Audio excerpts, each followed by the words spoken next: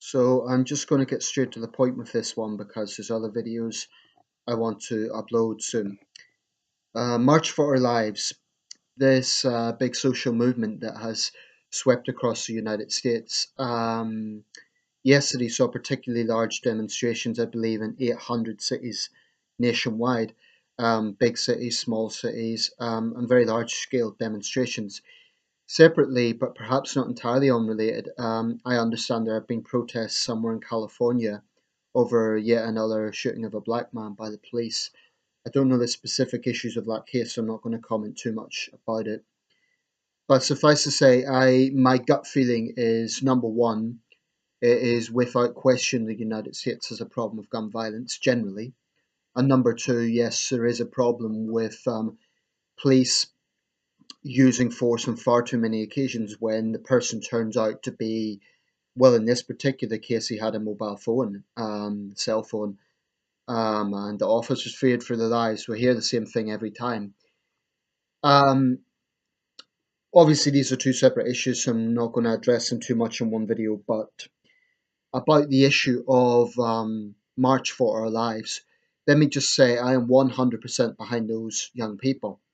I don't always support these sort of social movements. I think very often there are issues, there are overlapping political issues that I don't always necessarily agree with. But on this particular occasion and on this particular issue, I do support them 100%. That is to say, I support their sentiments 100%. Now, clearly, America's fascination and obsession with guns is not going to go anytime soon.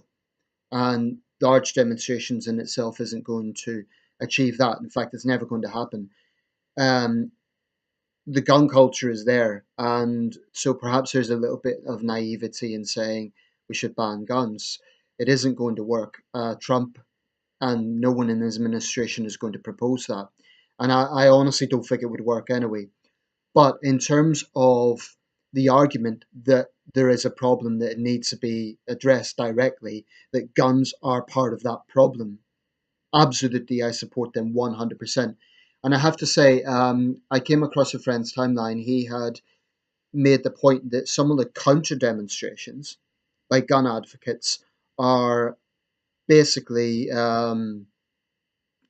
aside from being utterly insensitive, they are just callous because these people are turning up in counter demonstrations with firearms. Now, even if they don't agree with the arguments these young people are making, that is just totally classless. It's totally crude to respond to a massacre in that way.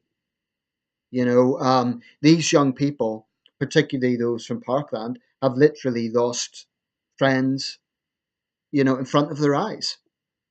And I do believe that there is a real gun cult situation in America, and I cannot describe it as anything other than a cult because it is cult like in the way that people worship.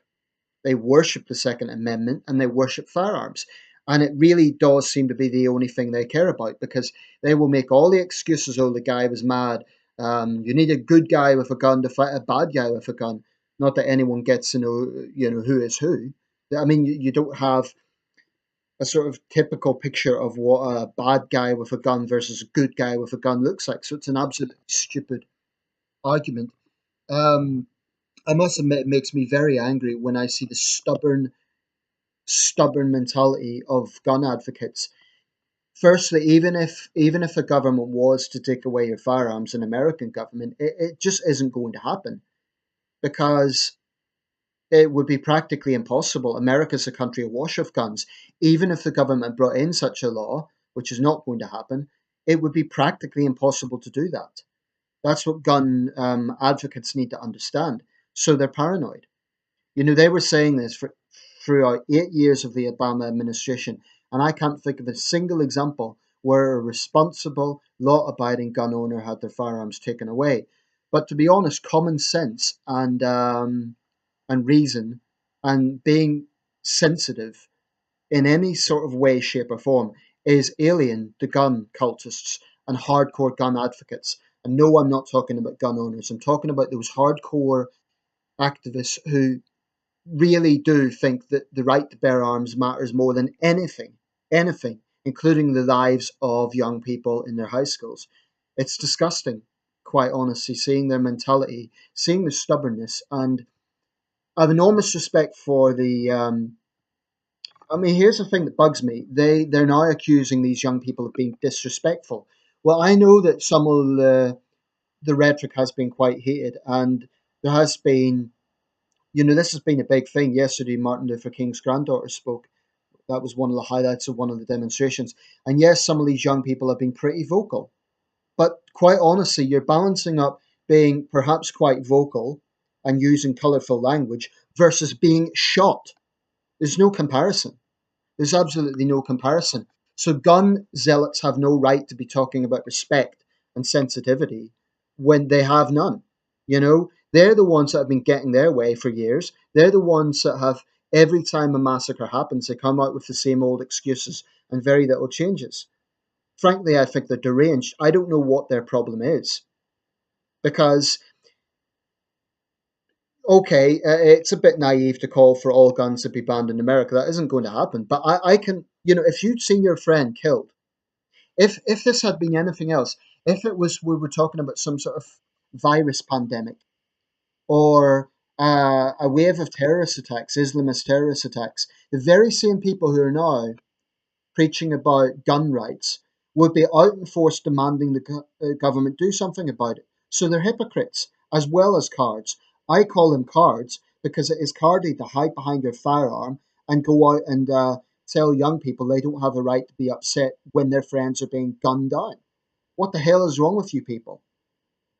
There's a lot of things I respect about America, but this subculture is not one of them. It's something I have. I'll admit I don't understand it. I'm not talking about owning guns. I'm not talking about people who live in rural areas, rural Montana or South Dakota, and they need guns, as hunters need guns, or people who genuinely have guns for self protection in their own homes and they keep it under lock and key and they're responsible. I'm talking about gun zealots. I am so sick of such people. They are callous, they are selfish, and they're incredibly ignorant in terms of regurgitating the same debunked sort of excuses. It's hell, it frustrates me, and I don't even live in the States. So I can imagine what it is like for those who have to put up with this. So I don't blame these young people for saying enough is enough. I don't blame them for being angry. I don't blame them for demanding that there is change. And if you're more offended by that than the chronic state of gun violence in your country, you need to get your priorities right.